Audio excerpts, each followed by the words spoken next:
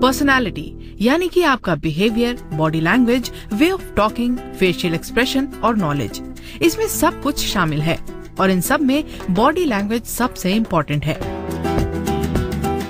जिसे हम चाहकर भी इग्नोर नहीं कर सकते। बॉडी लैंग्वेज से बहुत हद तक एक इंसान के व्यक्तित्व का पता लगाया जा सकता है। कई बार आप कहना कुछ और चाहते हैं, लेकिन दूसरा इंसान आपकी बात का कोई और मतलब निकाल लेता है। सही मायने में बॉडी लैंग्वेज या जेस्चर आपकी लाइफ की दिशा तय करते हैं। बॉडी लैंग्वेज मीन्स वो लैंग्वेज जो हम अपनी बॉडी के थ्रू बोलते हैं, माने कि अपने फेस के थ्रू, अपने हाथों के थ्रू, या फिर अपने खड़े होने या बैठने के ढंग के थ्रू। जब भी हम किसी से कुछ बोलते हैं तो ना सिर्फ हम उससे अपने वर्बली बोलते हैं, इट मीन्स शब्दों के थ्रू बोलते हैं, बल्कि उसके साथ साथ हम अपनी बॉडी लैंग्वेज के थ्रू भी उससे बात कर रहे होते हैं। बहुत सारे एक्सपर्ट्स का मानना है कि जो चीज़ हम बोलते हैं उसमें बॉडी लैंग्वेज की वैल्यू 55% से भी ज़्यादा होती है। इसका मतलब ये हुआ कि जो हम शब्दों से कह रहे हैं और जो हम अपनी बॉडी लैंग्वेज के थ्रू कह रहे हैं, उसमें बॉडी लैंग्वेज का वेटेज ज़्यादा होता है। यही वजह है कि अक्सर कोई हमसे कहता है कि भाई मैं ठीक हूँ या मेरी आपसे कोई प्रॉब्लम नहीं है, लेकिन फिर भी हमें समझ में आता है कि नहीं, शायद ये ठीक नहीं है या इनको कोई प्रॉब्लम है। वो हम गेस करते हैं उसकी बॉडी लैंग्वेज के थ्रू। अब सवाल ये होता है कि इसका वेटेज 55% या इससे भी ज़्यादा क्यों है किसी भी कम्युनिकेशन में, और क्यों हमें ज़रूरत है अपनी बॉडी लैंग्वेज को इम्प्रूव करने की। तो जाहिर सी बात है कि शुरुआत में अगर आप देखें तो कोई भी पर्सन जब छोटा होता है तो शुरुआत में सिर्फ अपनी बॉडी लैंग्वेज ही यूज़ कर रहा होता है। लैंग्वेज वो बाद में सीखता है। एक तो ये मेन रीज़न है। दूसरा ये कि बॉडी लैंग्वेज किसी भी रेस, कंट्री या फिर किसी भी रीजन के अक्रॉस यूनिवर्सल होती है। इसका मतलब ये हुआ कि बॉडी लैंग्वेज, और स्पेशली उसमें जो नेचुरल बॉडी लैंग्वेज है, natural body language means smile करना या क्राई करना या किसी के ऊपर गुस्सा होना, इवन ये सारी चीज़ें जो है हमारे बॉडी लैंग्वेज के थ्रू रिफ्लेक्ट होती है और ये सब नेचुरल होती हैं जनरली। तो इसका मतलब ये हुआ कि ये नेचुरल बॉडी लैंग्वेज यूनिवर्सल होती है, किसी भी रिलीजन, किसी भी रेस, किसी भी कंट्री से इंडिपेंडेंट होती है।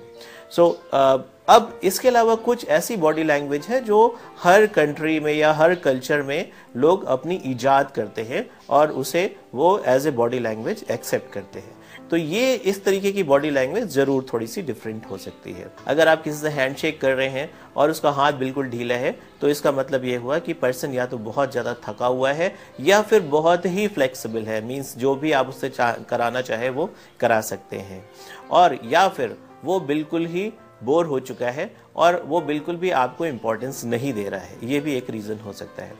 अब अगर कोई हाथ आपको ऊपर रखे, माने अपना हाथ ऊपर रखे और आपका हाथ नीचे रख के हैंडशेक करने की कोशिश करे, तो इसका मतलब ये हुआ कि वो पर्सन अपने आप को बॉस की तरह रिफ्लेक्ट करना चाहता है। वो कहना चाह रहा है कि मैं आपसे सुपीरियर हूँ। कोई अगर आपका हाथ बहुत तेजी से पकड़ के स्क्वीज कर देता है तो इसका मतलब वो फोर्स शो करना चाहता है, वो दिखाना चाहता है कि मैं बहुत पावरफुल हूँ और मुझसे आप थोड़ा सा बच के रहिए।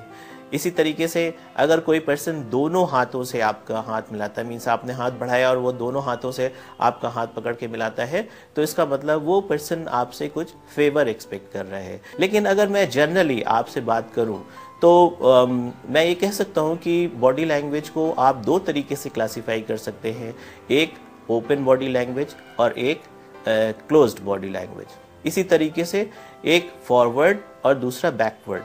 ओपन बॉडी लैंग्वेज का मतलब ये हुआ कि हैंड्स ओपन हैं और लेग्स ओपन हैं, इट मीन्स क्रॉस नहीं किया हुआ उनको, और इसी तरीके से जो फेशियल एक्सप्रेशन है वो अटेंटिवनेस का है। जबकि क्लोज्ड बॉडी लैंग्वेज का मतलब ये हुआ कि हैंड्स क्रॉस्ड हैं या फिर डिफेंसिव पोजीशन देख के उनको लग रहा है कि थोड़े डिफेंसिव है, या फिर लेग्स क्रॉस्ड हैं।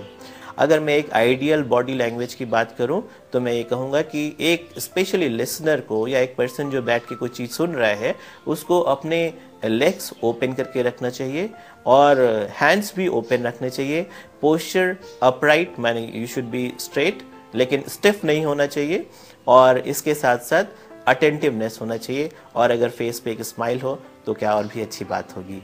सो इन द एंड आप बॉडी लैंग्वेज से बहुत हद तक एक आइडिया लगा सकते हैं, स्पेशली वो बॉडी लैंग्वेज जो नेचुरल है और साथ साथ यूनिवर्सल है। लेकिन साथ में ये भी ध्यान रखिए कि इसको एज ए फॉर्मूला हम 100% कहीं नहीं यूज़ कर सकते हैं। फॉर एग्जांपल, अगर किसी को ठंड लग रही है तो हो सकता है उसने क्रॉस हैंड किए हुए हों, तो इसलिए we should not use it as a 100% basis to identify कि वो पर्सन की स्टेट क्या है, किस तरीके की है। लेकिन फिर भी एक बहुत हद तक आपको ये बॉडी लैंग्वेज के रूल्स आपको बहुत हद तक मदद कर सकते हैं सामने वाले की मानसिक स्थिति को समझने के लिए, और इस हिसाब से अपना जवाब और अपनी कोशिश करने की कि आपको ये कोशिश किस उस समय करना ठीक है या नहीं, ये जानकारी पाने के लिए।